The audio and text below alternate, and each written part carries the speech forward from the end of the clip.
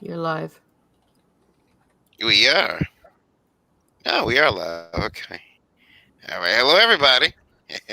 I'm coming to you from a remote location as I continue to perfect my method acting of becoming Jabba the Hutt. I'm gonna lay here all day and do nothing. And, I'll see if That I can't he. get a couple slave players to come feed me stuff. Uh, I'm gonna come back in the yeah, we got a bedroom and great. hurt you. Yeah, hey, I, just come dressed like Slave Leia. We'll be fine. I'm not dressing like slave Leia. I'm okay. Let's see, Stephen Prince, see. do you want to dress like Slave Leia? Someone needs to help me complete the act. We'll You have know, Matt Monster do it. Matador, Chris- Monster Matador. That's who I'm saying. That's who I'm putting up there. That's who I'm nominating. you know, Christian Bale, Jared Leto, these guys, all commit to the bit. They, lose weight, gain weight for roles. Here I am doing it so I can play a physical Jabba the Hutt for you Star Wars fans, and this is the treatment I get. I see. I see. Lola, roll the intro so that I What can is your intro talk more. for this? Oh my goodness. Do I do?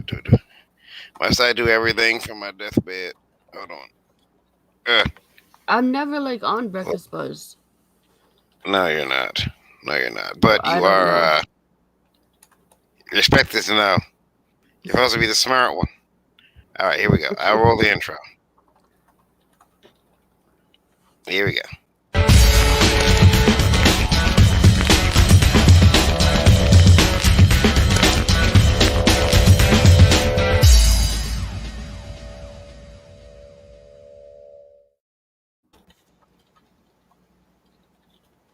There we go.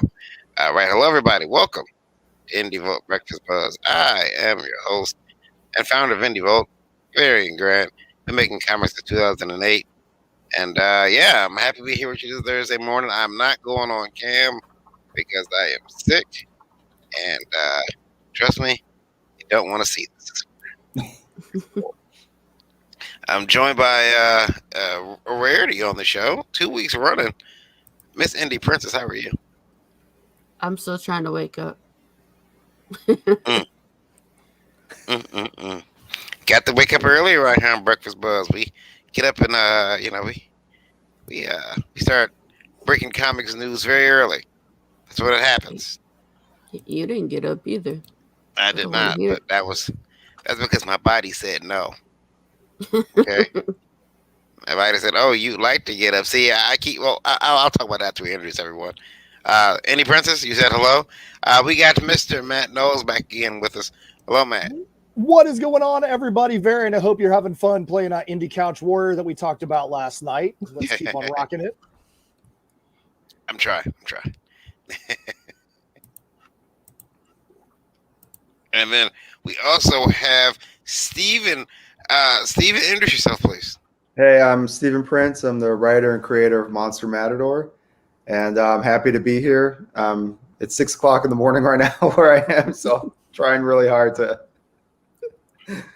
stay awake. So 6 a.m. sounds great because you East Coast people, that means I would be asleep still. that's right. Like, I I'm like normally 6 still a.m. asleep. It's 9 o'clock. I'm normally still asleep, man. Yeah, It's, the things I do for comics, right? Hmm.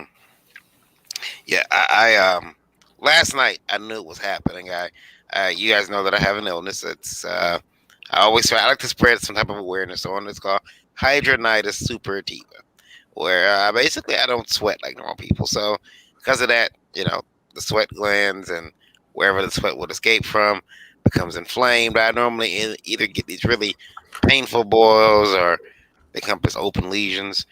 They can drain, smell awful, hurts worse than it looks. Um, I've had it since I was 16, 17 years old. Um, well, last night I knew it. I felt it coming, and you can watch on the show. You can watch my face start to break out live on the show. It's weird. really? So now I got these little islands running down my jawline, and they look like pimples, but they're like cysts. and all the day hurt. Oh, it's great. So I'm all swollen this morning and laying in bed, and refusing to get up. What's not that I refuse? I can't.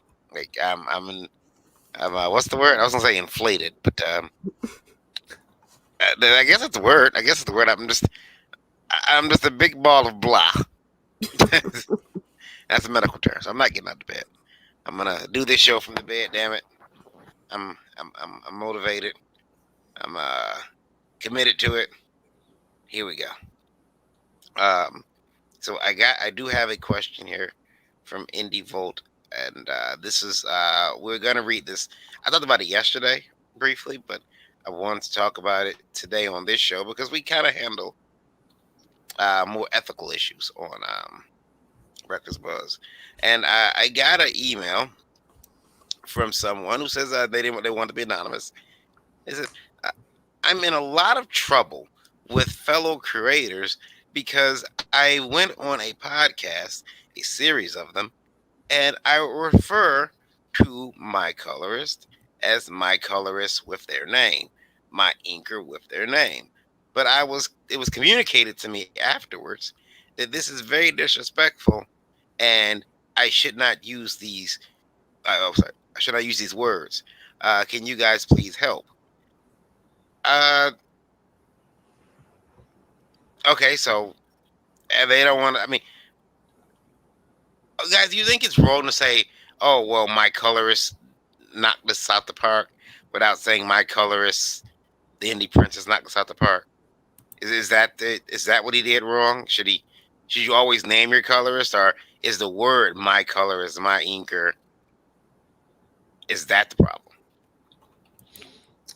It's a good question. I mean, it's either. I guess it could be either one. I don't know. It sounds like it's something that was said innocently and not really meant with malice. Mm.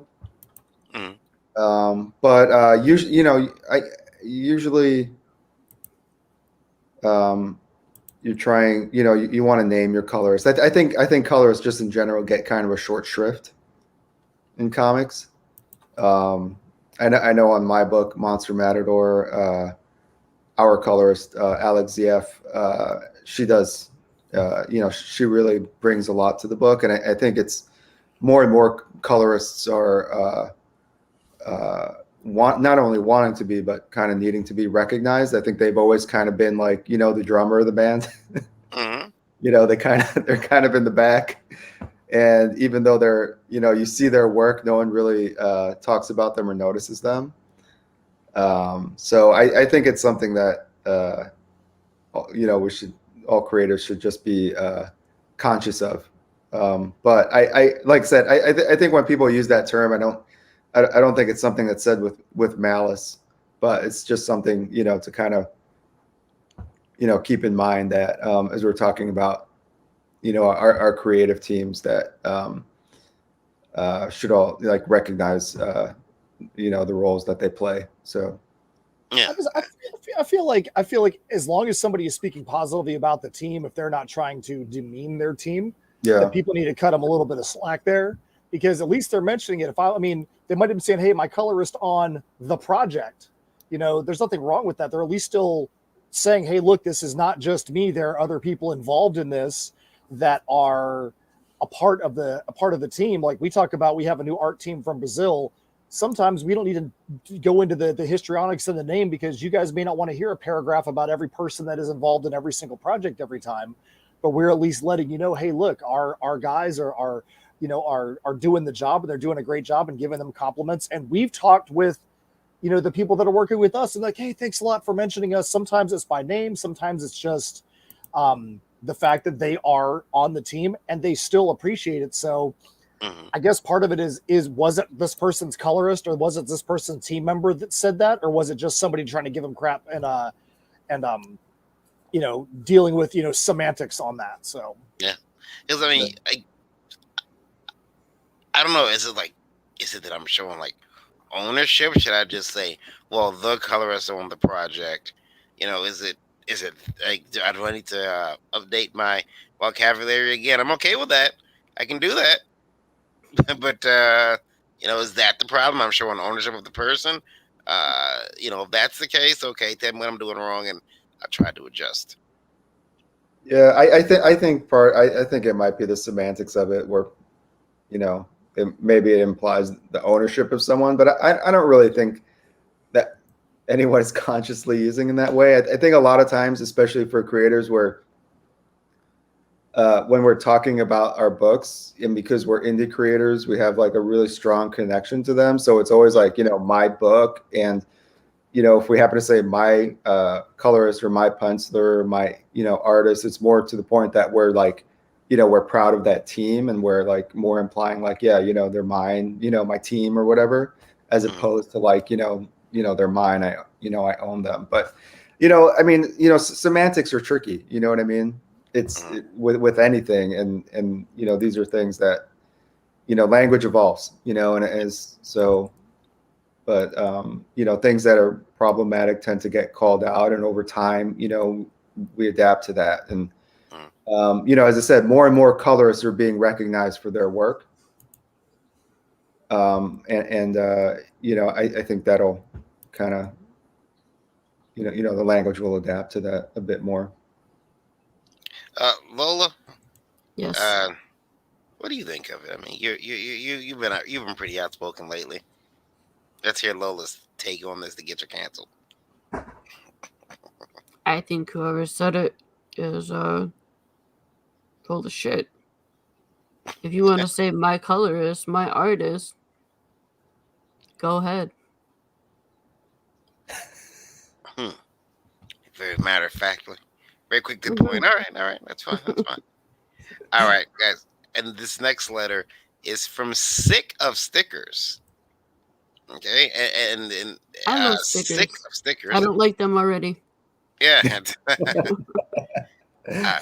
Very upset. Says here, love backing campaigns, kind of over the extras that come with them. I don't know how many bookmarks, stickers, or many. I don't know what they're trying to put. Many something.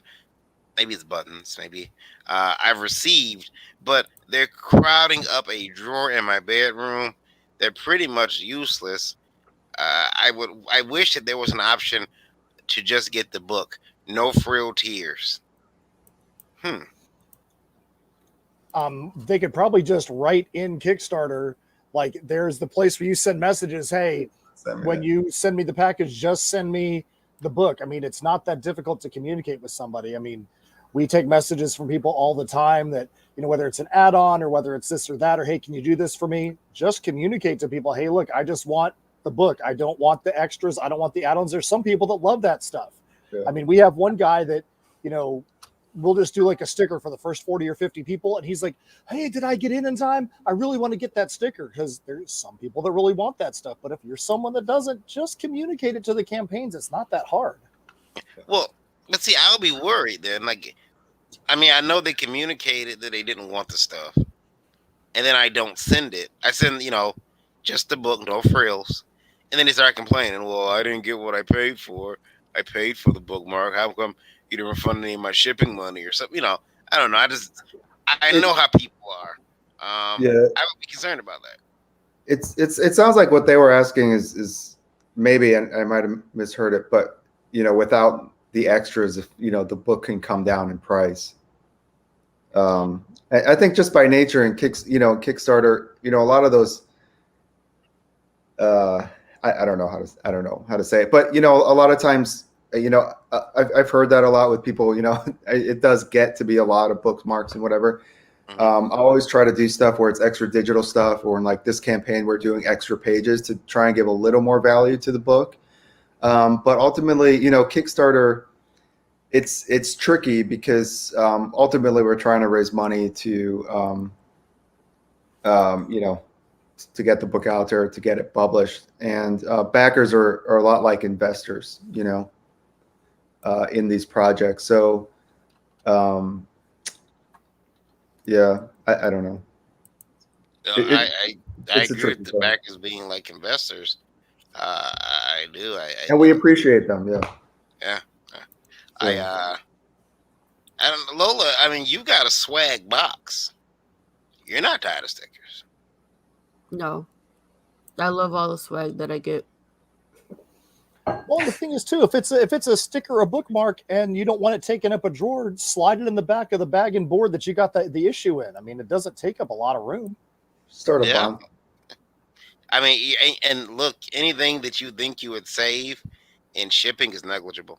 I mean, unless they were taking out like a whole T-shirt, 2 challenge coins, a button. I mean, you're not gonna see a big savings if they remove a sticker and a bookmark. Yeah, those things don't affect shipping at all. Yeah. So I wouldn't be so worried about that. Now, I mean, but again, guys, maybe we start looking at no frills tiers. Hey, you just want the book, you want nothing else here. Here's one for you. I'd be open to doing that. Would you guys?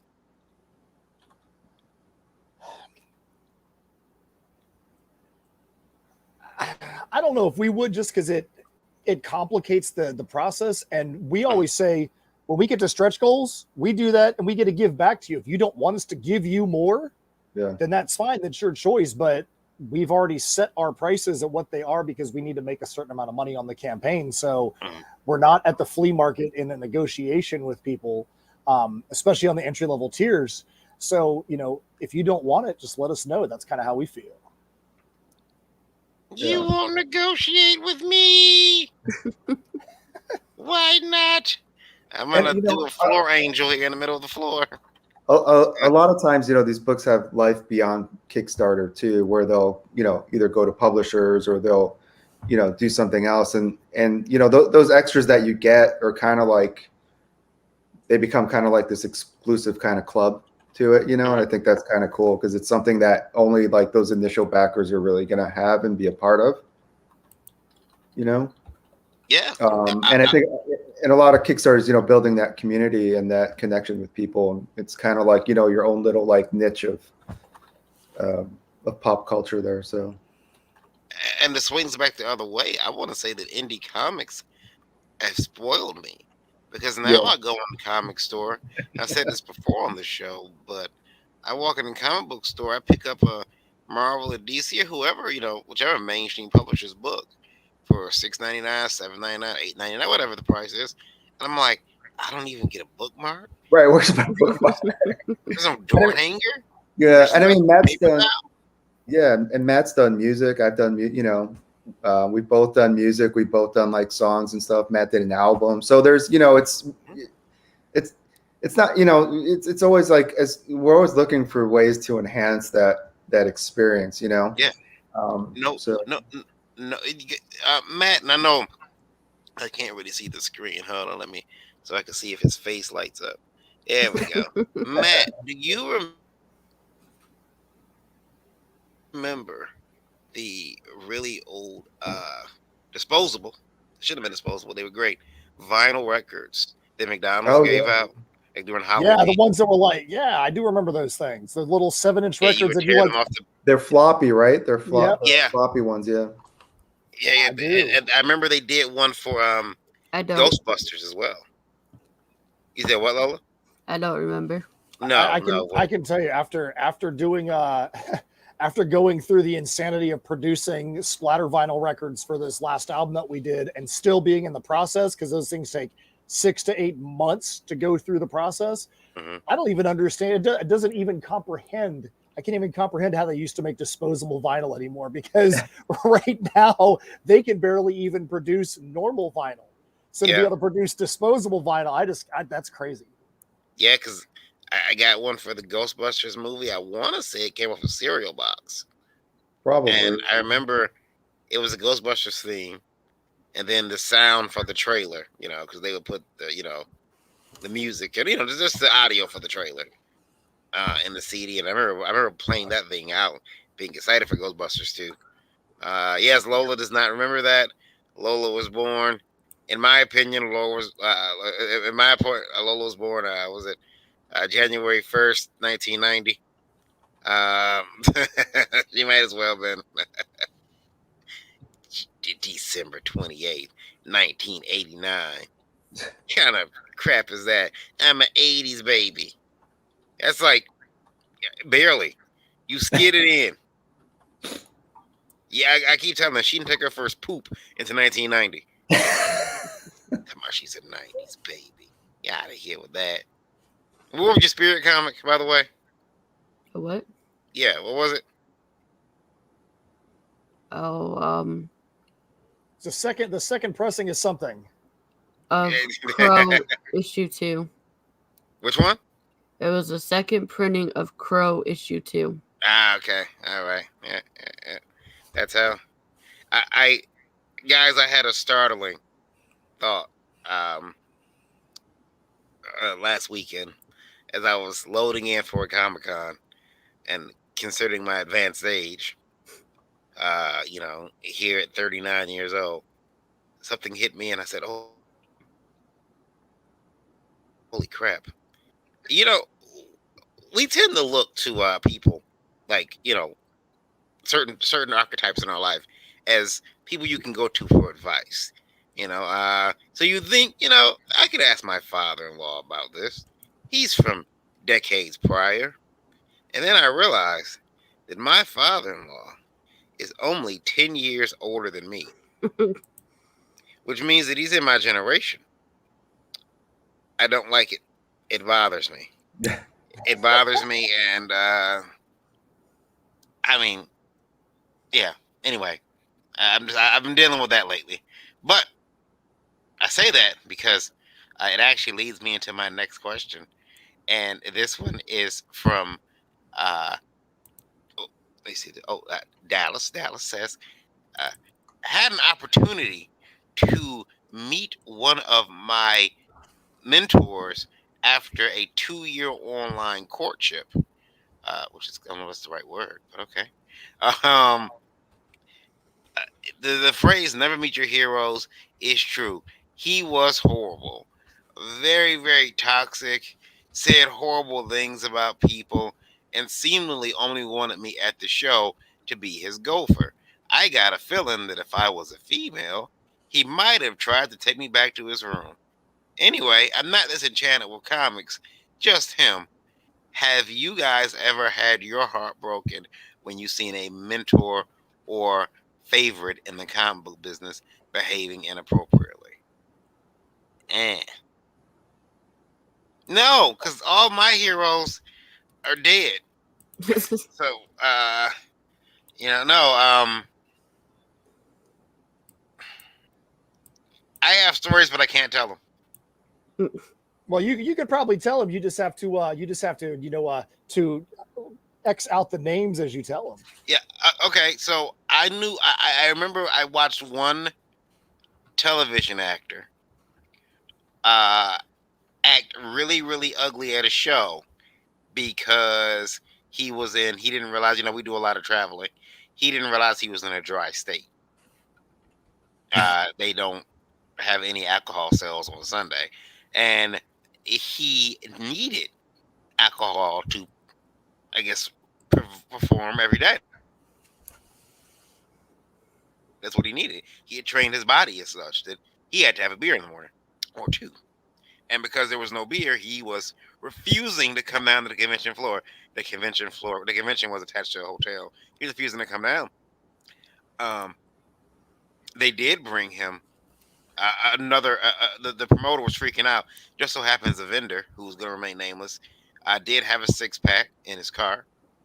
They ran to get it. They brought it to this actor, and then the actor's co-star on the show found out about it, got mad and left his table because, well, he got beer, I want beer. So that's the ugliest I've seen. But I don't consider that person a hero. My favorite artist, Mike Turner, I watched him sick with cancer. Stay down on the convention floor for 4 hours later because he didn't want to disappoint people, and he just kept signing and signing and signing. And to me, that was like that's that's one of your heroes. Who that inspires you. I can't imagine it. And I'm ill myself, but Lola's yelled at me about pushing myself. But yeah, I can't imagine that man was, actively, passing away, but yet he didn't want to disappoint his fans. So I have a good version of that. I don't know, guys. Have you met somebody who was that it broke your heart to see them behave in such a fashion? I feel like I try to treat every person as if they're just a person, just like us, because in reality, that's what they are. Mm-hmm. And I feel like when you put somebody on a pedestal, you can respect somebody for what they've done. But I feel like when you start putting people on a pedestal like that, you're bound to see that disappointment. I can say this: I've been around some interesting people in the last year and a half. I've been able to be a panel moderator at quite a few cons, and I've been able to do the celebrity interviews and have access to certain people and conversations that I normally wouldn't. And I'll give you a positive. I actually had a chance to interview Matthew Wood at the last Ocala Comic-Con. And for those who don't know who Matthew Wood is, he basically is the one who has done all the sound for anything Star Wars since the fourth movie, since Phantom Menace. And the kinds of things that this guy has done, like he said he worked with Adam Driver to actually come up with Adam Driver's Kylo Ren voices and things like that, like literally sitting in the office with him. But before I went on stage with him, he's like, "Hey, my name's Matthew Wood. Do you know the kind of things that I've done?" And he sat there with me for like 5 minutes without me even asking, making sure that I knew as many talking points as he felt was going to be necessary. And he did it in a very pleasant and a very nice way. And I mean, I'd already done my research, but we got up on the stage and he's saying the things that he's saying to me. And I'm like, why am I on the stage with this guy? I'm like, this guy has done so many things that people would just die for, in a sense. I mean, to know that you basically have helped to craft the audio experience of the entire Star Wars universe, video games and movies is insane. So here's a guy that is at that high level that treated me like I was one of the guys. And I felt like that was a good thing to me. I've been on stage with some people that have not exactly done that. They've come on stage drunk and really looked like a fool in front of their fans. I'm not disappointed myself, but I'm disappointed for the fans that are looking up to them, because I can see where the person is making the comment there. It is unfortunate when people don't realize that when they are a public figure, that what they do is going to be under a microscope, and that people are going to be influenced by what they do, and they really need to take some reverence in that, because that may be the only time that person ever sees you, and their only thought of you is going to be, oh, I remember when that guy was drunk at the show and acted a fool. So I think that people need to really remember their influence when they're a public figure. I remember when that guy was high on those drugs, and he was. Yeah, I mean, that's all the time at cons. There's all type of things that happen at shows. I gotta tell you guys, I watched Matt Knowles at a show. I'm gonna put this out there. He went to the hot dog stand, guys, and he bought a hot dog, and he put pineapple on his hot dog. I'm just putting that out there. I watched him do it. That's not a good person. That's not right. I need to go back in my memory banks and see if I can remember this. I was like, where are you going with this? Oh, okay. Yeah, no, I do have a friend who likes pineapple on his hot dogs, and he's like, it's delicious. And I'm like, yeah, I'll take your word for that. I'm not gonna try it. I have another friend who puts peanut butter on his pizza. So that's very weird. Steven, anybody ever broke your heart? Yeah, I mean, there are a couple people who are just like, like Matt said, they're just dicks. But for the most part, at the same time, like, I've met a lot of so many cool people, either celebrities or artists who have been really cool with me, that I tend to focus on that. It sucks sometimes when you're, there was one person, a writer who's someone I really kind of like influenced me and whatnot, and he was very much like just in his own world, very dismissive of like fans and whatever, like didn't even look up from the table and was just like, signing and be like waving people away, like go away every time they tried to say hello to him, but on the flip side of that, someone like Paul Pope is an artist who I've loved for like, ever since I discovered THB, and I've met him a bunch of times, and he always remembers me, and we've emailed. It's been a while, but so a lot. There's definitely those bad experiences, but I think by and large, especially like from creators that I've met and I've been around, especially in the indie scene, they're really so early right now. Sorry. But like I love meeting fans. To me, it's like, these are the people. Even though we're indie people, like they let me do what I'm doing. Like I'm excited to meet them. Like I don't know why like you would be dismissive.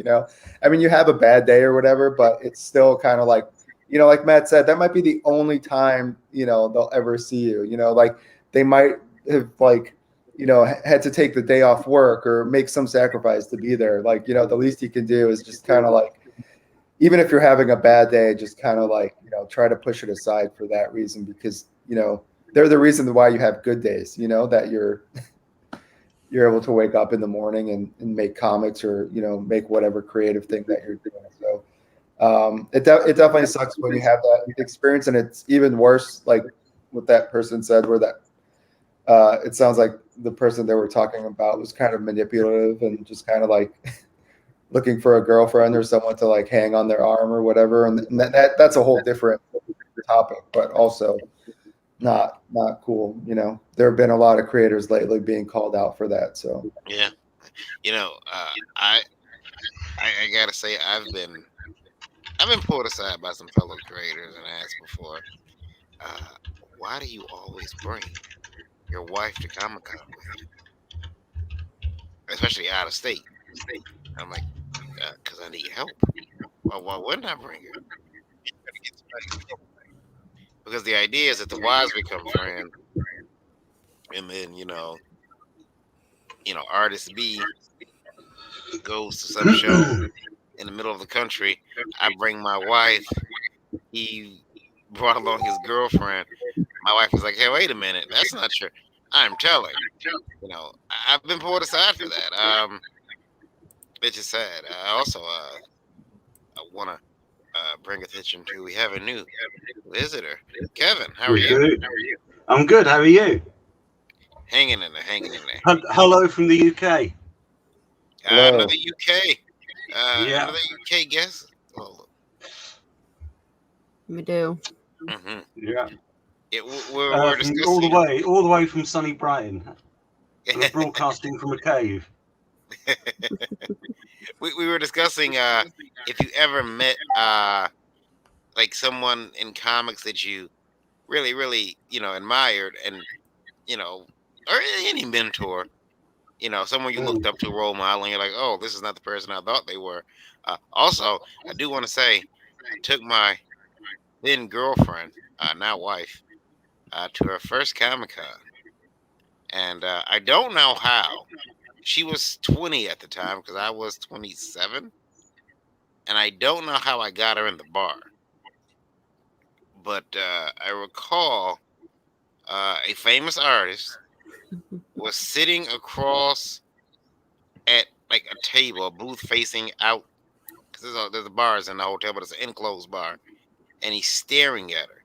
I mean, he's staring a like tunnel through her. He's locked on. He's not moving, and I followed his eye line. I'm like, wait a minute. I mean, and he stared for about Lola, what would you say? A good maybe 15 minutes, If not longer. and I was like, yeah, we should probably go. That's why I knew I had to marry her. If for no other reason than if I can't have her, nobody can. No, it was one of those things that it was weird, like just to stare at someone for like 15, 20 minutes until they say, okay, I better get out of here because this person's kind of. Are you allowed to say who it was? I don't want to say. I've said it before. I don't think he meant anything by it, but because look, he's an artist. He may have seen some feature about her that was striking, and was like, "I'm gonna draw that." I've done it. I do a girl for Knowles, this weird nose, so I started drawing on characters because her nose shape was it was curious to me, so I started drawing it all the time. So I don't know if he meant anything malicious by it, and I definitely did not. I didn't, deny my fanhood. I just thought that was really weird. He made Lola feel a little awkward, but it was her first con, and since then she's had other traumas that are way over that one now. So leaving money at the table, so that's a big trauma, right, Lola? Oh yeah, overnight, leaving money at the table. Yeah. Kevin, did you ever meet anybody who broke your heart? I met loads of people kind of like over the years. First convention was back in '82, when the guest was Frank Miller, when he was still doing Daredevil, and he was kind of one of the first kind of like well-known kind of creator I kind of ever met. But we got quite a few down here, kind of like in Brighton, and kind of pre-COVID used to go to a thing called Cartoon County, where the guy who runs it is actually David Lloyd, the V for Vendetta artist. So I've kind of got to know him quite well, and had some kind of quite interesting kind of people come down too. So yeah, no, I know quite a few kind of. I've been kind of doing comics kind of on and off for years, so I've got to know kind of quite a few people. Some who kind of started off at the same time as me, like Mike Perkins, the current Swamp Thing artist, who was kind of quite a good friend, but they're kind of like doing that now, and I'm kind of just doing indie books, so that's all cool.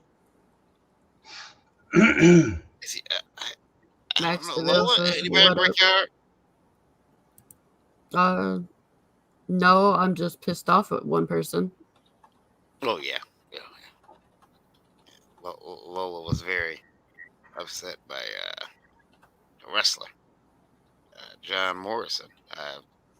Back then, he was very dismissive. Asshole. I met Grant Morrison once. I was introduced to him, and I got a bit tongue-tied because he's always been one of my heroes. Not Grant Morrison. I didn't quite know what to say. Yeah, it was she was a wrestler she met. No, Grant Morrison's okay. I got a chance to meet Grant Morrison. Really friendly guy. Yeah. But his last name, his first name was Grant, so yeah, my last name was Grant. Can't be all bad. Lola, are you gonna bring us some campaigns, man? We can take a look at. Yeah, I'm going through the comments. Dark Elf Design said he had a similar experience with his wife. Imperium Vol said, "Okay, just admit it. It was Jim Steranko, that horn dog." You were super close there. Well, you were very close. Brian Jermaine says, "Morning." And Dark Side is Comic says, "Hey guys." Hi, Dark Side. Jim Steranko. He told was it Randy? I believe he told Randy said, "Hey, Mr. Rick, I get a picture with you." And Jim told him, "Tell you what, you go find me 2 beautiful girls to stand in the picture with us, and I'll take that picture for you." Jim Steranko at Comic-Con is great. It's a treasure. I don't think I've ever seen him sit down at con ever. I love it. All right. I'm sorry. I keep feeling that there's some lag and delay on my end, but maybe there isn't. The first campaign is up. Is that a video? There is. I'm about to play it. Here we go. In a world ravaged by monsters, a new evil has risen, poisoning the land and threatening humanity. Now, the Monster Matador, along with the meanest and baddest kaiju killers, have joined forces to kick It's us.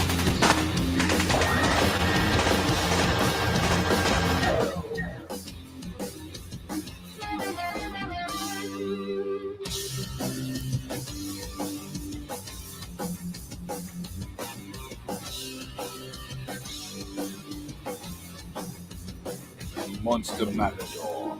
Afro-apocalypse. Hey everyone, my name is Steve Prince, and I'm the writer and creator of Monster Matador, a post-apocalyptic kaiju throwdown about a matador who fights monsters to make a better world for his daughter. Our latest Kickstarter is for a 64-page one-shot called Monster Matador Afro-Apocalypse, where the matador travels to South Africa and joins a group of kaiju killers to fight an ancient evil that threatens the world. It's drawn by Ringo Award nominee Fabio Alves and colorist Alex Zieff. Now, we decided to have some fun with this book, and we have some really cool guest stars as kaiju killers. There's Ringo Award-winning writer Rylan Grant, whose current project is Suicide Jockeys from Source Point Press, and also the creators of Baby Badass, David Schrader and Christian Horn. Now, let's check out some rewards. First off, every tier comes with a press photo of the entire cast. Now, for our main cover, we have this great image from Fabio Alves and Alex Zieff. Next is our limited edition movie poster cover by Tony Donnelly that comes with an 11x17 movie poster and bookplate signed by Donnelly, Stephen Prince, Rylan Grant, Christian Horn, and Dave Schrader. If you're new to the book, you can catch up on Tango of the Matadors number 1 through 3. And you can also get original art from Fabio Alves and sketch cards from Tony Donnelly. Plus, don't forget to check out our add-on section for glow-in-the-dark prints, limited variants, and a foil variant. Oh, and keep an eye out for stretch goals. Thanks for getting this far in the video. One more thing. The book is 100% done. So everything we raise for this book is just going to go toward printing, and everything we raise over our initial goal is going to the production of the next Monster Matador book. So thanks again, and we really appreciate your support.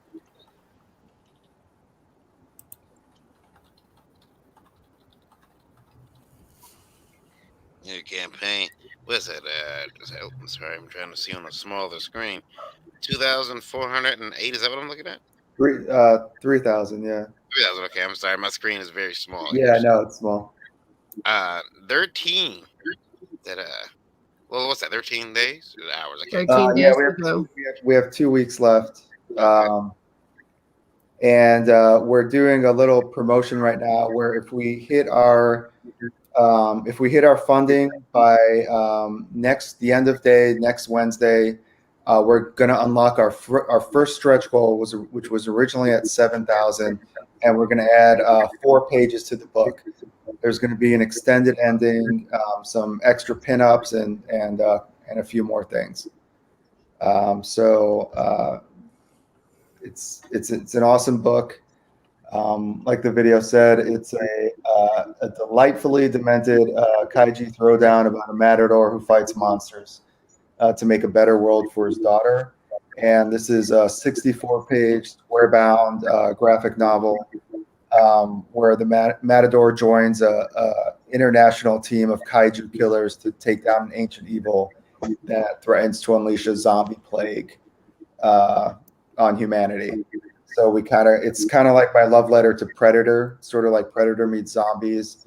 If you love action movies, you'll love this. And you can see the art is amazing. Fabio Alves and Alex Zieff are a really great team.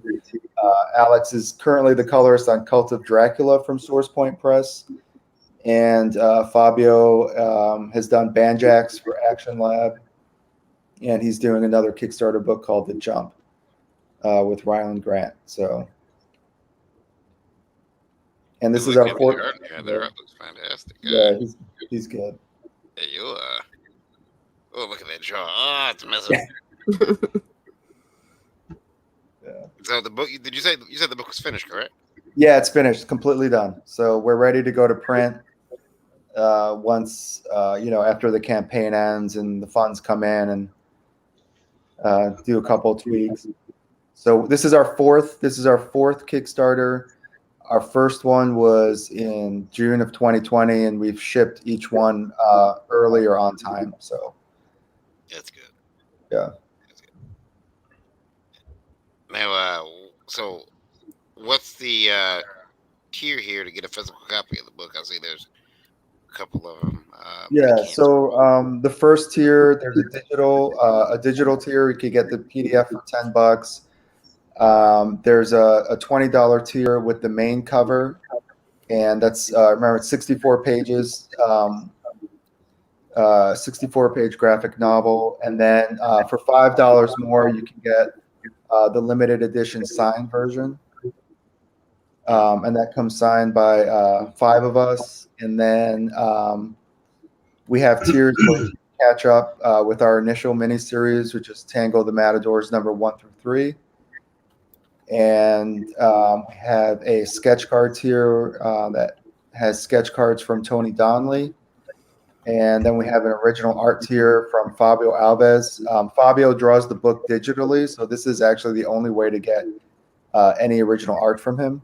He doesn't do it a lot, but I kind of twisted his arm and asked him to do some art for us. And then our last tier, which is the big one, it's basically like everything that we've ever done in Monster Matador. So it's all the variants, all the main covers, and then a whole bunch of other stuff we throw in.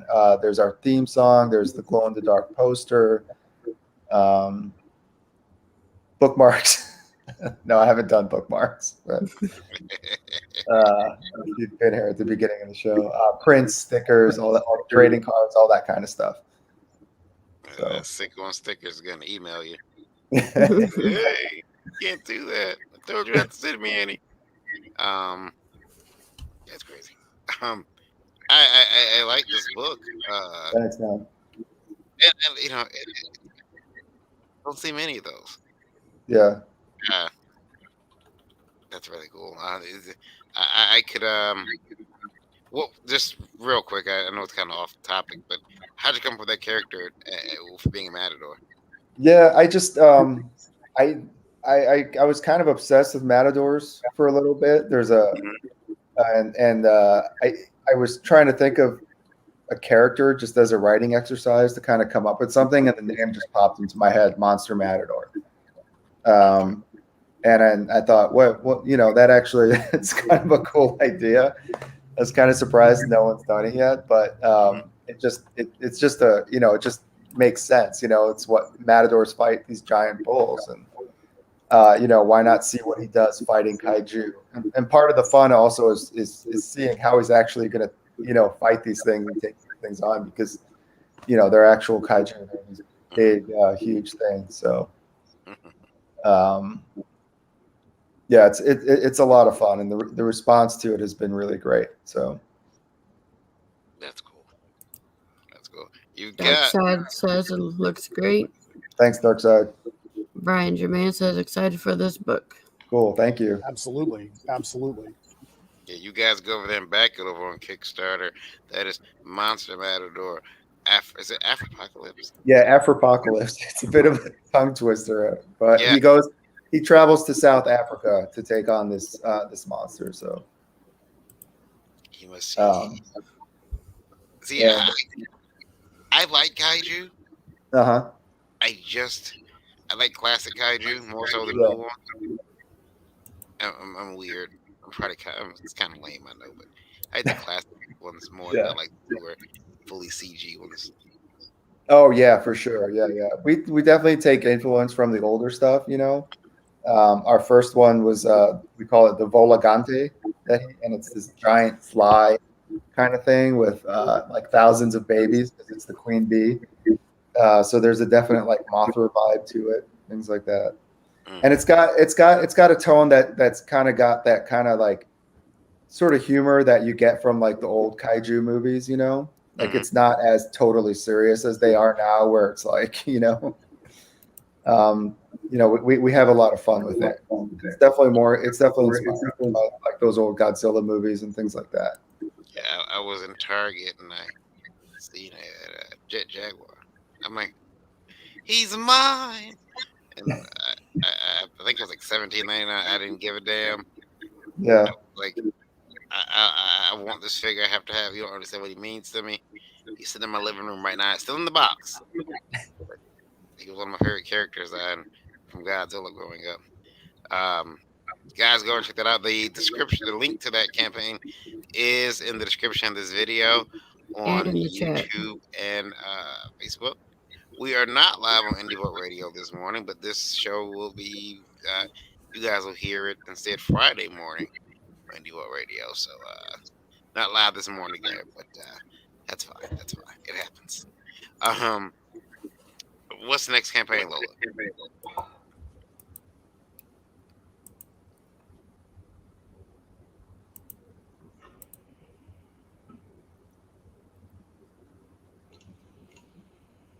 There we go. There you go.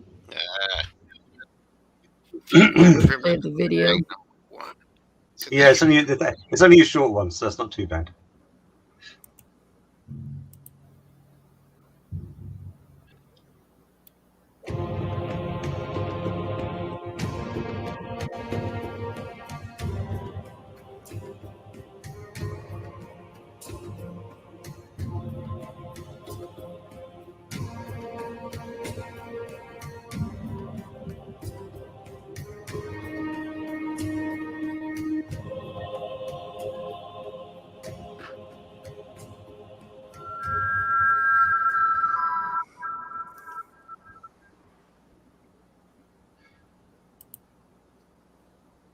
Future Primitive Mag #1. This is from Kevin. Yep. Kevin, tell us a bit about this project. Okay, well, Future Primitive is something which we originally had published by Marcosia probably about 5 years ago now.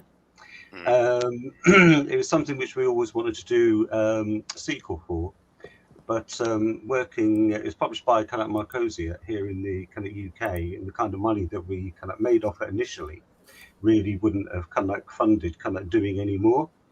So kind of a year or kind of two ago, I contacted Marcosia because both Boban, the artist, and myself wanted to do more, and we managed to get the publishing rights back for it. So we thought that obviously it's a pretty kind of massive kind of story, and we thought, well, since we've already got kind of the first story done, which is about 110 pages, we thought we'd kind of like redo it as a magazine to kind of reprint the first part of the story, which would then give us enough time and hopefully the money for us to then kind of continue kind of like the story kind of like on from there. So that's kind of like I suppose kind of like the brief history of kind of like Future Primitive. And yeah, so I mean, as a comic, it's all kind of like drawn or coloured. We've recolored some of it because we switched colorists kind of during kind of the first issue, so we wanted it to kind of hang together a bit more. So yeah, so this is kind of what we're doing. So apart from and also we're very much influenced, as you might be able to see, by 70s kind of mags like Heavy Metal, Epic Illustrated, that kind of thing. A lot of Warren stuff. So we thought that we kind of like the idea of kind of producing it as more as a kind of magazine to fit in with that kind of look and kind of feel. So yeah, and this is what we've come up with. We've got kind of a variant cover there by DC milestone artist Prentice Rollins. Got to know him kind of the last couple of years, and he very kindly produced that for us. We kind of asked him how much he wanted, and he said, "Don't worry about it," which was kind of fantastic of it. So yeah, so this is what we're doing, and we're also selling original art pages as well. Kind of some amazing stuff there, kind of by Boban. Yeah, looking at the art here. Well, is this art some of the original pages you'll be selling? Yeah, the line art is. Yeah, we've got some separate galleries showing what it is. I think that the ones we're just about to get to, kind of down here, that one kind of in particular, it's going for about kind of 100. We keep having kind of flash sales, see if we can kind of tempt anybody into it, but that's going for about £100. I'm not too sure exactly how much that is in dollars, but that one in particular, I must admit, if I had to spare money, I'd buy it myself because it's kind of one of my favorite things from kind of the whole book. That's a nice piece. And also we've got a really nice kind of double page there as well. And it's some epic detail on those pages. My goodness. Yeah. Well, I mean, when drawing it, it took him on and off about 2 years to draw it. Wow. About the 100. So story runs about 110, and in the first issue, we're printing the first 40, 42 of them or so. But yeah, I think for Boban, same as myself, producing the story was a real labor of love, because we knew that when we first did it, we probably wouldn't be making much money, but it was just a story which we both really enjoyed, which, to be honest with you, it really puts heart and soul into.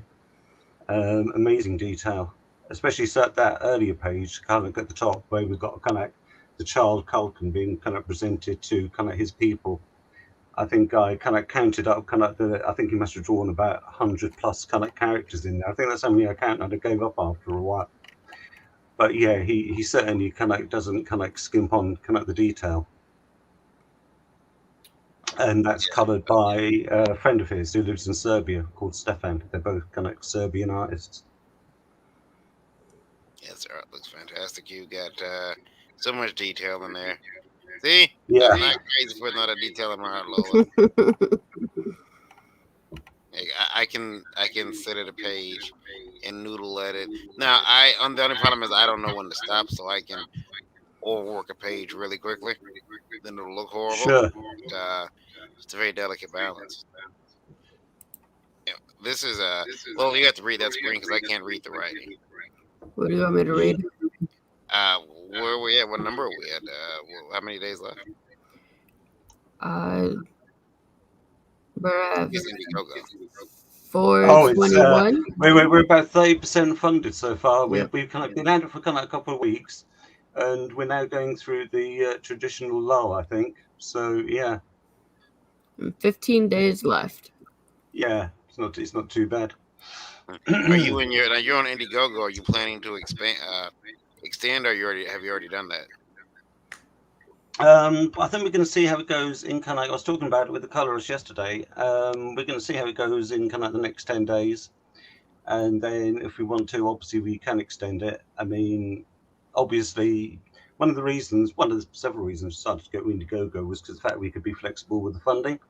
So I think that in 10 days we'll perhaps see where we are, or in a week's time, and then make a decision on whether to extend it. Because obviously, once it's over, we'll keep it open anyway for the 6 months or however long it is. So yeah, it's just a case of seeing how it does in the meantime, really. But yeah, I mean, the important thing to us is that we get the money to get it printed. But we're not quite there yet, so we'll just have to see what happens. Dark Side said back this a while ago. Check it out, everyone. Brian Germain said, I love the black and white books, but is there a reason you decided not to color it? Then he says, an aesthetic choice. Oh, wait. I see black and white and some color. Yeah, the black and white stuff's the original art pages that we're selling. So yeah, but the whole thing's in full color. It's like A4 size, magazine size, and there's 52 pages in each issue. So Genuine Comics says hello. Yeah. Oh, hello there, Russ. Russ is in the chat. Good morning, all. Yep. Yeah, we missed Russ this morning. See, Russ, we went and got somebody else from the UK. If you're not here, if you're not on your toes, look what we do. We bring some more dignity to the show. But we got Matt. He's our dignity on the show. Seriously, when he dresses up in his steampunk stuff, Matt looks like royalty. That's the nicest thing you've ever said to me, Varian.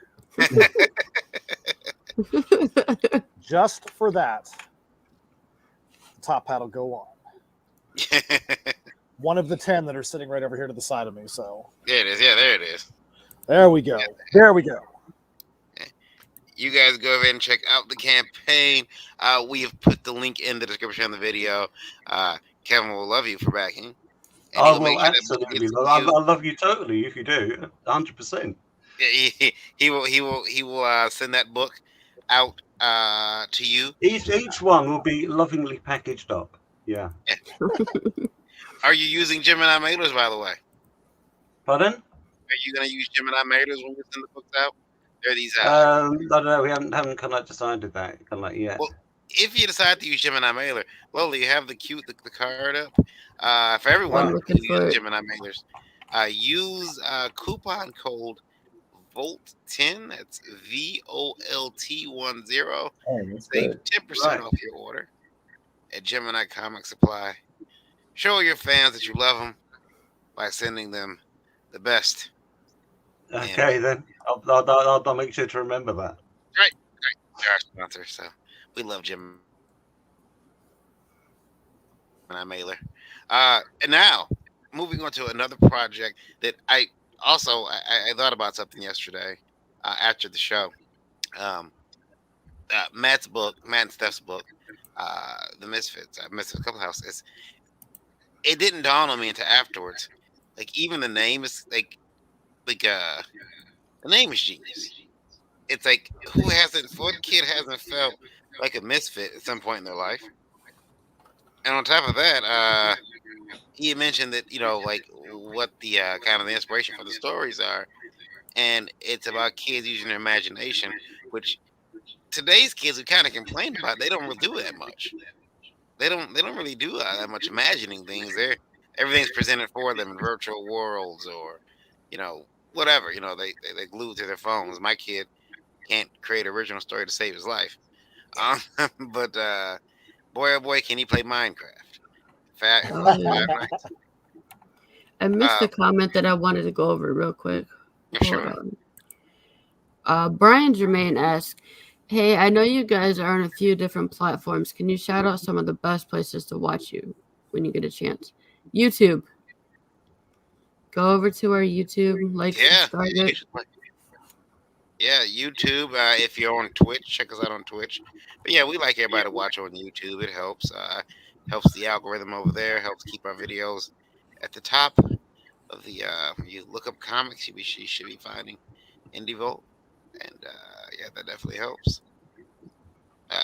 YouTube, Twitch. That's pretty much the only. There's some videos on Twitter as well, but Twitter can get kind of divisive. Yeah, so Misfits Clubhouse, I've talked about it. I've given you a great opening, sir. Hey man, you threw the meatball over the plate, so now I just have to make sure I swing straight and put it right over the outfield fence.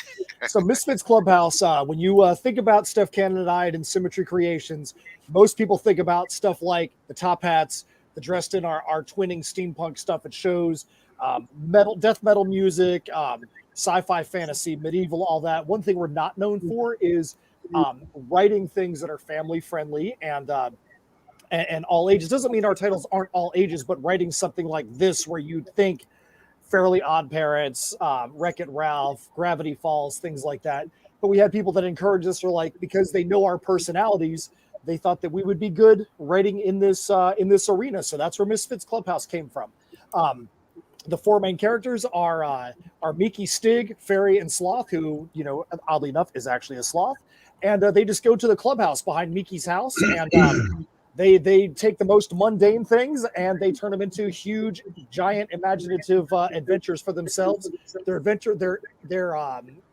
imagination is so big for them, though, that they might be starting to blur the lines of fantasy and reality. There may be some things that start to change in their reality because of how big their fantasy, their imagination is. The first 4-page story that we did is actually in Scoot Frontiers magazine. I've got one of the pages up here. It's called I Don't Want Any Asparagus. Yeah. And so you could just imagine if we could take something as mundane as not wanting to eat your vegetables, and this is the kind of artwork that we're getting out of Raheel Mohsen. This is basically where everything is. You could take the most mundane thing known to man, playing a game of pinball or eating some vegetables, and turning it into a big wild adventure. In the day and age we're in right now, we have a lot of negative stuff that's going on out there in the world. We've all had a lot of stresses over the past year and a half. We all need to be able to have something where we can just get a release and get some silliness and get some laughter for a little bit before we go back into our other big epic things, or before we go back into do we have to wear a mask, or do we get to do this? Are we going to be able to pay our bills? Just go laugh at some Misfits Clubhouse. What you're looking at. Was that a was that an early copy that you just flipped through, or was it just a test? So what that was, so we did, so Scout Comics has a magazine called Scoot Frontiers, and it's a bunch of shorts. And think about if you had highlights for kids, or if Mad Magazine was all ages. And so the very first story we ever did was the little 4-page "I Don't Want Any Asparagus" that's in that magazine. Because of the reaction that we got over the summer from it, we knew we had to get their first full-length issue out as soon as possible, just because everybody's reaction was so positive. So this issue is 2 brand new stories, which is Pinball Madness and Dress Up Mess Up. We do have the ability, if people want to get that first appearance in physical copies, where you could get that Scoot Frontiers magazine on our campaign as well. But this is for the first full-length issue. There's the 2 stories in there. The 2 panels you have up are out of Pinball Madness. The kids want to go out there into the clubhouse and play, but there's a lightning storm. The dad says, hey, you know what? I know you guys are bummed you can't go outside and play. I've got some collectibles in the garage. You want to come take a look? And kids find a pinball machine, and because of a series of unfortunate events, next thing you know, they're in the pinball machine, having to play their way out and having to escape an alien planet. As you see on the right-hand side, there's an intergalactic space worm that they have to get away from, and all kinds of other fun things that happen while they're in there. Getting trapped inside a pinball machine sounds it actually sounds scary, fun at the same time. I just don't know if I want that big metal ball chasing me. That sucker like it hurt. I remember seeing a video of a pinball, the metal ball popping up so hard it hit the glass and cracked it just a little bit. Wow! But enough, because that glass is really thick. But it cracked it. Just on like just enough to where you can notice there was a big crack line. But yeah, pinball machines, man, not to be trusted. Dark Elf Design says, aren't you guys on Roku as well? We are on Roku, so we put the Indie Vote shows up on Roku, especially the ones that run long, or when YouTube says, hey, you said this, that, and the other. You can't say that on our platform. We usually because they have the videos downloaded already. We put it on our Roku channel so that their content is, the content's there as well for you to go to look at. Roku, we have a radio app on Google. If you have an iPhone, you can find the app. You can listen to the radio we have. If you have TuneIn or Streamer, you can type in Indie Vote Radio. Also, Amazon Alexa devices are able to play Indie Vote Radio for you if you ask her very nicely. She may have to learn the skill, but it's there if you want to listen. Hail, Sugar. Sugar's in the house. Hail. Yeah, guys, I got Russ a question. says he loves asparagus. Funny thing is, we like asparagus too. People are like, who's the one that doesn't like it? And we're like, we kind of both do, but it was just like, when you think about things that are funny, what's more funny, corn or asparagus? Asparagus is just a funny sounding vegetable, so it was a good thing to have as the basis of that story. I'll tell you this. Good morning, Joe. Matt, you have to do this for me. What's that? In one of your issues of this book, Continuing Stories, you have to have a serial story. Yo, we got Steph in the chat. Hey, what's up, Steph? Steph? We have to have a story about cereal? Yeah, about cereal. And what happens when someone tries to pass off corn flakes as frosted flakes, and how that can ruin someone's morning. Oh, that's kind of like how somebody tries to pass off sweet tea as Pepsi, and you go to drink some Pepsi, and then you drink sweet tea, and you're just nothing wrong with tea, but when you think it's going to be something else. It's right. Your whole mood. No, you gave me a list of like 4 things that had corn in it, and I was rushing back home to get back to you to take care of you. The Razzers shouldn't let you buy it. They know nobody eats cornflakes. The minute you see that bird, that cock on the side of that box, you should have put it back. I want the What tiger. can I say? I'm attracted to cock. Oh, shut up. Oh, my goodness. So, enough of that. Misfits Clubhouse. I want the serial story in the next issue, Matt, or else Just make sure you have a serial story. So there, right there, there's a. We'll put some thought to it. We'll put some thought to it. So right there, we got the 4 covers for this issue. The first cover you see there in the top left-hand corner is the Alien Guard cover. You see that our four kiddos are having to outrun an alien guard that is inside his little pinball droid, and see can they escape this? The second cover, which is on the top right, is from Seda Wolf, who is a teen phenom. She actually is the writer and the illustrator for the Soulstream graphic novel. She wrote it at 13 years old. She signed her first publishing deal at 15, and now at 17 years old, already has a graphic novel out. We did a show with her, Awesome Con in Washington, D.C. over the summer, became friends with her and her family, and we thought that her art style with what our story was would be a good mashup cover. So our kids, that cover is called Time Warp, because our kids are a little bit older in her cover, so they can look like the Soulstream style. So that cover is actually drawn by someone who's only 17 years old. The bottom left is To the Moon, which is most people, when they think about Misfits Clubhouse, they think about the clubhouse, the kids, and them flying away in their little red wagon. That's the very first image that was drawn of the Misfits, was in their little red wagon. So that's the To the Moon cover. And then in the bottom right is a cover from someone that Stephen Prince actually knows, which is a Richard Fairgray. Oh, yeah. Yeah, so Stephen and Richard and I and a bunch of other people actually became friends during the pandemic. Fanbase Press started running a call every Saturday morning for people that we were all shut in because of the pandemic, and there were a lot of people that got access to one another that probably never would have become friends. Like I probably wouldn't know Stephen. Stephen and I, we actually collaborated on something on our last campaign. We did some cross promotion with our music.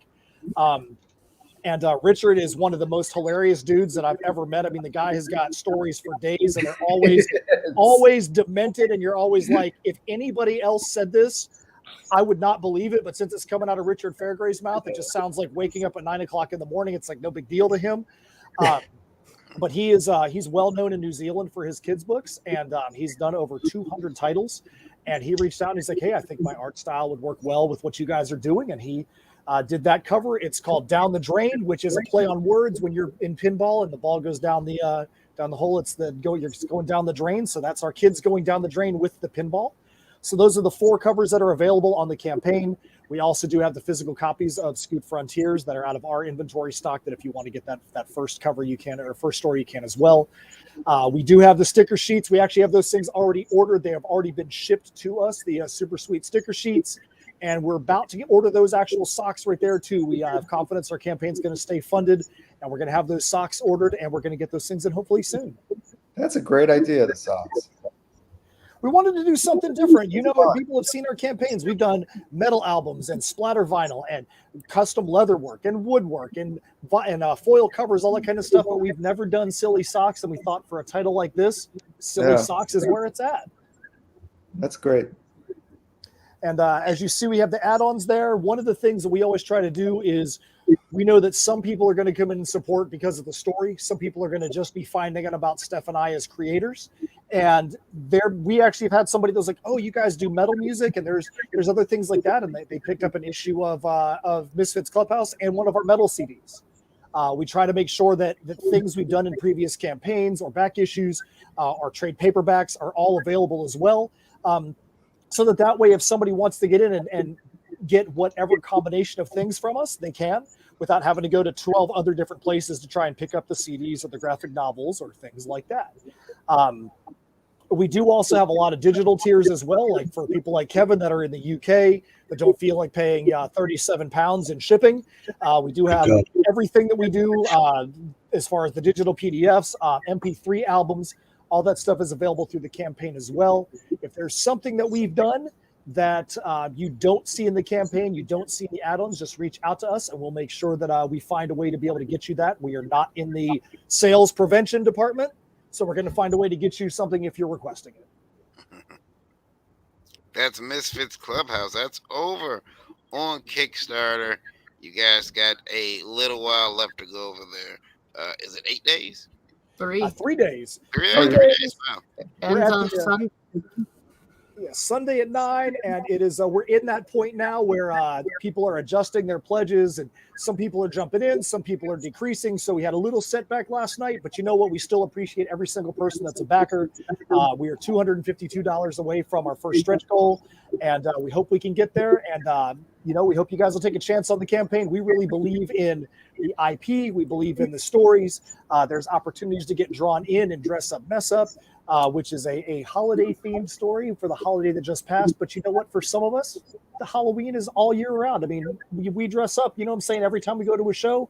So you have your chance to see yourself get drawn into this Halloween-themed story and see what we do to embarrass you in the comic. I mean, who doesn't want that? Dark Elf has a question. So what is Team and Sim? So with Team and Sim is myself and Steph Keenan. We are in Symmetry Creations. I'm in Florida. She's in California. We both are creators that have put our talents together, or we hope we have talent, but we put our talents and skills together, and everything we do, we run through in Symmetry Creations, whether it is comics, whether it is metal music. Steph also does a lot of horror movie reviews. She's done stuff for Creepy Kingdom and Horror Geek Life. She just did some reviews, had an article posted on Fangoria. She's had early access to movies on Disney Channel, on Netflix, to do some reviews there as well. We do articles on the lyrics that we have on our albums called Lyrical Look-In. So that's basically, she and I run the show, and then we have art teams in India and Brazil and other people that we work with. So Team InSim is just everything that happens out of InSymmetry Creations. Great question. I have a question too for you. You're in Florida. Yes. In California. Yes. You guys are gonna have to get a third partner, because, and I suggest it be somewhere like someone in Wisconsin, because I'm hearing two hot weather states there. I don't know if you guys can perform where it's cold at. It's like a football team who's always in a warm climate. When they go to a city where it's cold, their ability to perform is affected. But you guys. So, does it count that we've got an art team in India and an art team in Brazil right now? Fly you guys to Alaska and see how you suffer. We got India and Brazil right now, so we're the team that never sleeps. Yeah, team never sleeps, but I don't think you guys know what temperatures under 60 are like. Dark Elf says Michigan. Well, I will tell you this. Steph actually, she lives in California, but she lives in the desert, so she could have a day where it's 50 degrees at night and 115 in the day. So, so she gets that. She gets that little bit of temperature difference there. But you know what? We'll have to go into some negotiations and see if we might want to sign a free agent contract with somebody that's up there in that area. Yeah, yes. You gotta get a cold weather person in. Guys, you got a couple days left to go over there for Misfits Clubhouse #1. And you can let the shenanigans begin. I got an email here from Promoter X, but I'll go ahead and read that first. Steph says, I hate being cold, so I have to live in a warm climate all the time. And also, we have Marvy in the house. He says, greetings, sinners, new people, nice. Hey, Marv. Good morning, or good afternoon where you're at. He's over in Portugal, so it's different time there. Promoter X is upset with us. Who is Caught your upset with us? episode about what did you say, Lola? So who's not upset with us? Yeah. Caught your episode where you discuss Comic Cons and how they should be ran. I really think you guys should all sit down and run a fantasy con. Make it like a game, like a football game with squares and whatnot. Try to book a show and see how you fare. In fact, put some real money behind it. We would love to make the tables cheaper for artists, but it's just not possible. With the cost of bringing fans in and the cost of printing going up, we have to charge more either at the gate or for the individual tables. So this is a promoter talking. Vendor tables and cosplay booths. Yeah. He says, just try to run it. Maybe sit down with a friend and set yourself a budget up and see how many people you can get. Talk to promoters. They're willing to give you all the information so you can help understand why these conventions cost so much. most promoters aren't against you if you just talk to them. I will say, Promoter X, you got a point there. I know a lot of great promoters. That being said, uh, there are some times where, like, if you're an artist and you want to bring your book out, like, the table's going to cost you anywhere from as low as $50, maybe even 25. To I think I've paid as much for an artist alley booth. I think I paid $450 for an artist alley booth before. That was a wizard show. There's no electricity. That's just a basic booth. Dark Elf wants to know: did we get to know which con they promote? No, he did not say that. That's why he sent in his Promoter X. I don't know which con he promote. What did you say, Lola? I just stated it. Oh, okay. So yeah, I know some of these convention because they have a lot. The convention centers are expensive. I did try to run a con. And Marv says we're getting some echo, so someone's playing the video. let's see here. It's not me. Is that better? I don't know. Yeah. I ran a con. I tried to run. There we go. And what happened was that when some of these venues hear the word Comic-Con, they raise the rental prices a lot. Like, oh, you're having a comic convention? There's big money in there. So instead of maybe you getting that room for $1,000 a day, now it's $1,500 a day, and you got to make the money back somewhere. So it normally goes into the price, the admission, or the table price, so you can make that money back. But what do you guys think? I mean, are we unfairly harsh on promoters? Well, I was on the show the other night, and we talked. People said, should cons change for indies? And our mentality is, indies need to be very focused on which shows they go to, because you can't expect that every single show is going to be a show that's going to benefit you as an indie creator. There are some shows, there are horror cons where people want to go see their Friday the 13th and their Halloween, and they're not going to care about Misfits Clubhouse. They may care about Tales from Nocturnia, which is medieval fantasy. There are shows that people just want to go dress up and be able to get pictures taken. And then there are some shows that are about comics and about, creators and things that are that independent people are creating. And you have to look at those shows and say, is this going to be a show that is going to give me the ability to be able to actually either make some money back or get some seriously good promotion and exposure out there for my name?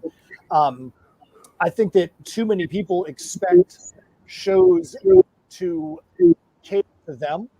There are some shows that Steph and I will not do again because of the way that the show was handled, whether it was the table price was too high, the door price was too high, the kind of clientele that were brought in the door were basically just dress up characters, or just people that didn't want to spend the money, or the shows would allow too much copyright infringement in the door, and all the money was sucked out of the room because of the people with the Spider-Man prints and Iron Man prints, and you didn't even have room to breathe around all the people that were sucking the money out of the room. So I think that it's on the independent creators to really research the shows and understand, is this show something that is going to be right for me before they slag on the actual promoter themselves.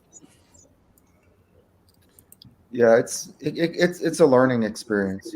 Sometimes you kind of like have to try shows out. Definitely kind of talk to other creators and see what's been working for them and what hasn't. I think that yeah. Well, I mean, in kind of the UK, there's quite a few shows which are kind of comic conventions, but they're not really about comics at all. And I've done kind of a couple of those, but I only really did them because I was given a free table and kind of a hotel room. So I've kind of done those, but there's so much more about kind of people from kind of film and kind of TV that, for actually selling stuff, it's not that great. Whereas there are kind of one or two there are some conventions in the UK, including one kind of Portsmouth, which is all about comics, and that's where that's actually worth kind of paying for.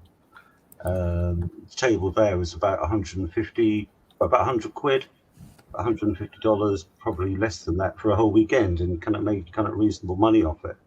But yeah, I mean, you certainly have to be kind of careful for the ones you actually go to.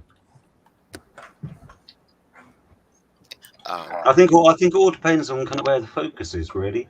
Because you can tell on so many conventions that they're so busy pushing the fact that it features somebody who used to be on kind of Doctor Who 20 years ago. That they're normally the ones which it's probably best not to kind of shell out for. Yeah. Well, Lola, you've been handling a lot of the booking for Indie Vault lately, and not just Indie Vault, even Last Call.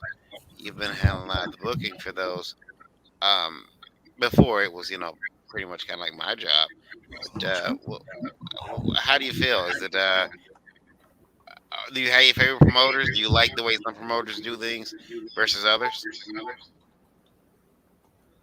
Yeah, I guess. I'm not gonna say who or anything, but yeah. So do you like, do some promoters make it very easy while other ones make it maybe a little Difficult? a little difficult, a little more difficult to load in, to set up, like that type of. But sometimes that's not even the promoter as much it is the venue. I remember we did a show, and the show opens at, I think the show was set to open at 9:30, 9:45, but they only opened the show floor an hour before the show, so we could only get in at 8:30 to set up. And I mean, you got a line of people out there, and they just want to get in, and registering could take time. People it's just a complete mess. And it was we got set up and everything, but man, we were tired. It was a 1-day show too. After that, I think that might just be poor planning though on behalf of the promoters. But I'm an ass. Let me tell you, without naming names, but this is actually a positive thing. We just did a show where there was a promoter who actually also runs his own comic publisher, and he didn't even put his own table out there at his show on purpose. I'm like, well, why don't you have your own table here? Because it's your show. He's like, no. He's like, you guys have all paid to have a table at my show. He's like, I'm not going to take any chance on you guys leaving and not feeling like you got your money's worth by me selling my own goods here, even though I do have a comic publisher. He's like, I want you guys to make the money so you guys want to come back next year.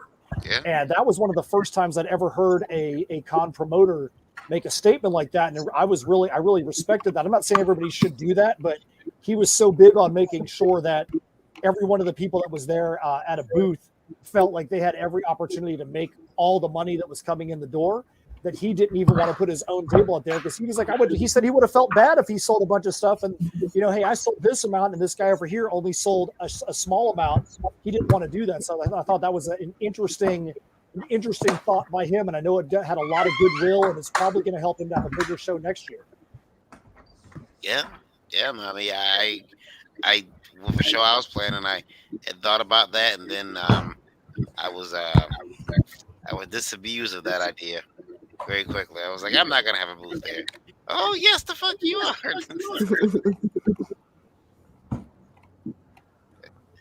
I was made to put a booth up on a plan for a booth space.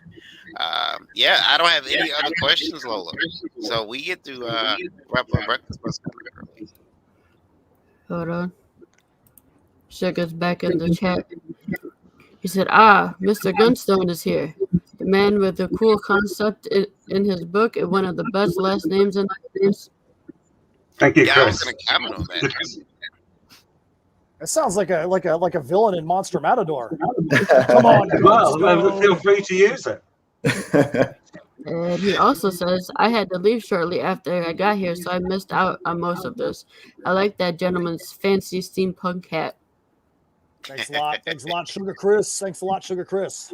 I will be on Sugar Chris's show tomorrow morning.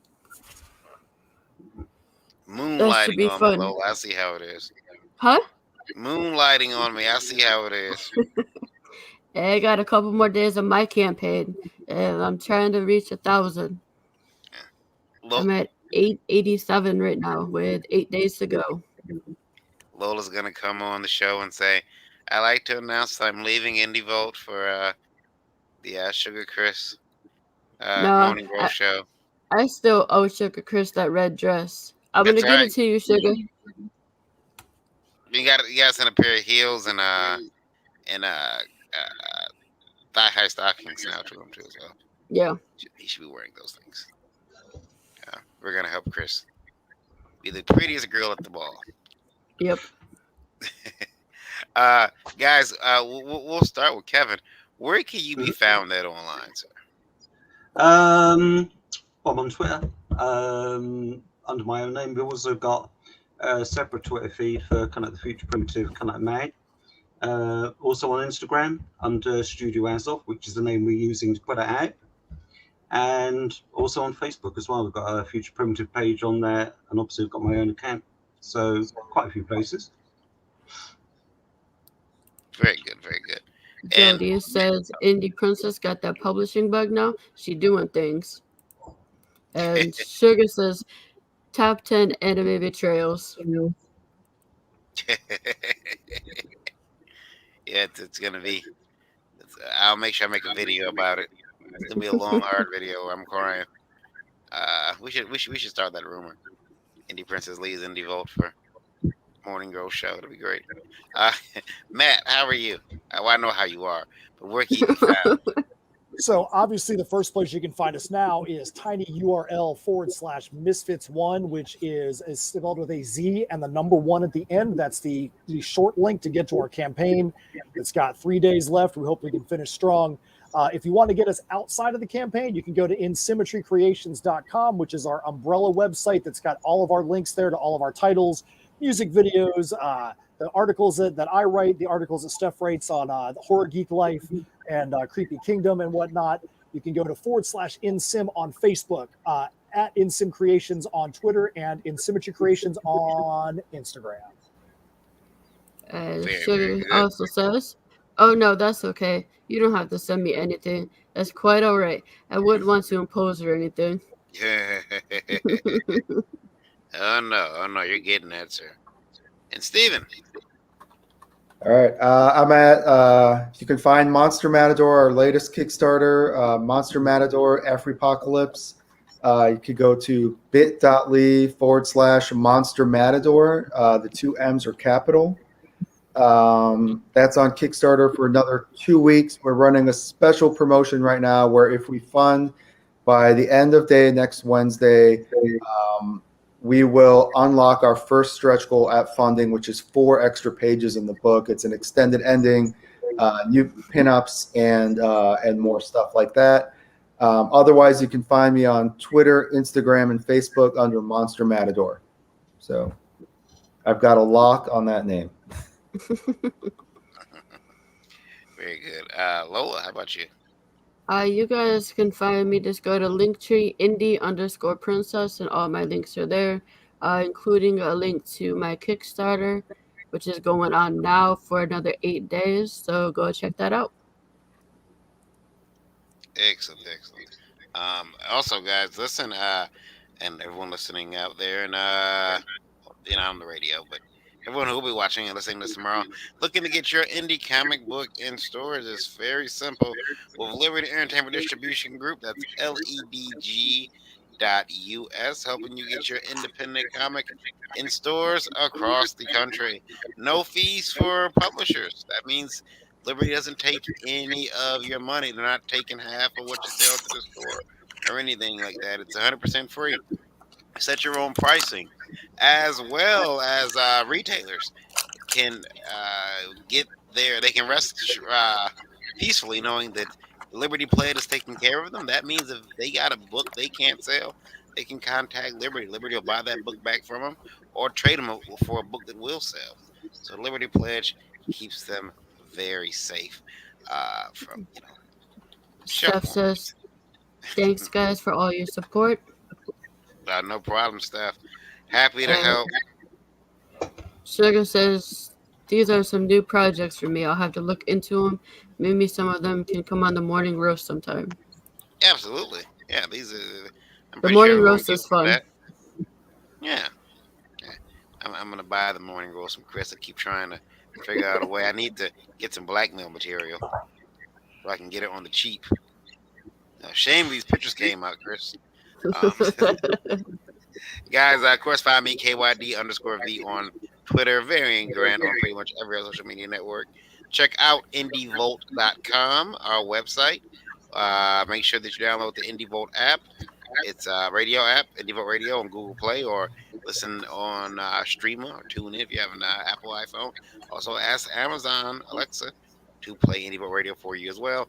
IndieVolt TV on Roku. It's a free over-the-top streaming network like Netflix. You got a lot of independent movies up there, a lot of content that you can watch for free. And yeah, we'll be back here Tuesday for a live wire and another packed panel of folks. Lola will be on shows tomorrow. Make sure you check out all the campaigns. The links to these campaigns are in the description of this video. Go give all of these books a look. Go give them your support. Donate something. Buy the PDF if you're out the country and afraid of the shipping. Make sure that you do it. Do it now. Go. Sent you. Try to leave this industry a better place than you found it. And that's it from us. Lola, you want to take us out of here? She's like, I don't know how. I give you the keys, and this is what you do. My goodness. My goodness. Oh.